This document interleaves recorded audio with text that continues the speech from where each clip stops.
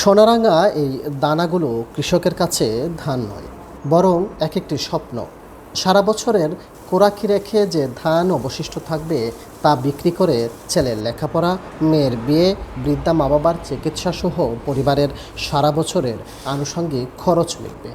কিন্তু অর্থের প্রয়োজনে স্বপ্নের এই ধান ঘরে তোলার আগে যখন মাঠ থেকে কম মূল্যে বিক্রি করতে হয়, তখন লোকসানের চিন্তা মাথায় নিয়ে কৃষকের চোখের কোণে জমে থাকা অশ্রু কজনই বা দেখে।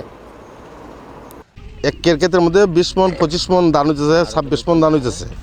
এটার মধ্যে খরচ আছে ইন টোটালি আমরা 16,000 টাকা। এখন ধান ফলন বেশি হইলেও আমরা কিন্তু টাকা গিয়ে বাড়তেছে না। আবহাওয়া অনুকূলে থাকায় এবার হবিগঞ্জের হাওরগুলোতে ভোরো ধানের ফলন ভালো হয়েছে। এরপরও মলিন মুখ কৃষকের। পাইকার এবং ফরিয়াদের সিন্ডিকেটের কারণে ধানের ন্যায্য মূল্য থেকে বঞ্চিত কৃষক। প্রতিমণ ধান উৎপাদন করতে কৃষকের খরচ 800 টাকার বেশি। সেই হিসেব বিবেচনা করে সরকার এবার প্রতিমণ ধানের দাম 1280 টাকা নির্ধারণ করেছে। কিন্তু পাইকার এবং ফরিয়ারা সিন্ডিকেট করে প্রতিমণ ধান 750 থেকে 900 টাকায় কিনছে।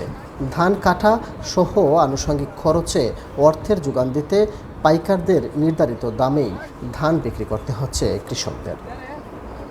আপনার ফরিয়া বা ব্যবসায়ী যারা আছে তারা বর্তমানে যে রেটে ধান বিক্রি করতেছে, খরিদ করতেছে, সেটা কৃষকের যে খরচের পয়সা সেটা উঠে না।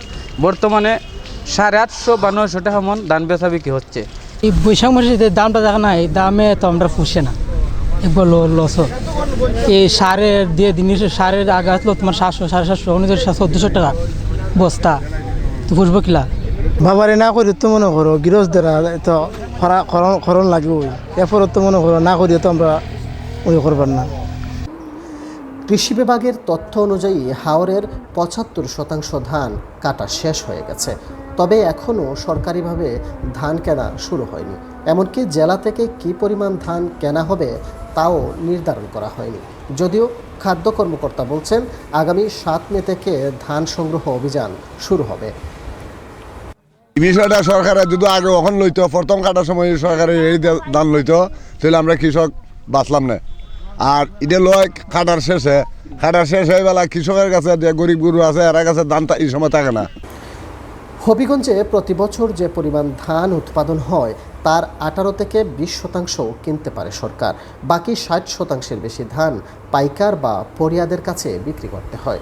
কৃষকরা বলছেন, যদি সরকার বৈশাখের শুরুতেই পাইকারি পর্যায়ে ধানের দাম নির্ধারণ করে দেয়, তাহলে ধানের ন্যায্য মূল্য পাবেন কৃষক। আমাদের তো দেশে কৃষকের দুর্ভাগ্য যে সে উৎপাদিত পণ্যের মূল্য কী হবে এটা সে জানে না, এটা তৃতীয় ব্যক্তি, থার্ড পার্টি ঠিক করে দেয়। জেলায় এবছর বড় আবাদ হয়েছে 1,23,737 হেক্টর জমিতে, যেখানে চাল উৎপাদনের লক্ষ্যমাত্রা ধরা হয়েছে 5,20,650 মেট্রিক টন, যার বাজার মূল্য প্রায় 2,500 কোটি টাকা।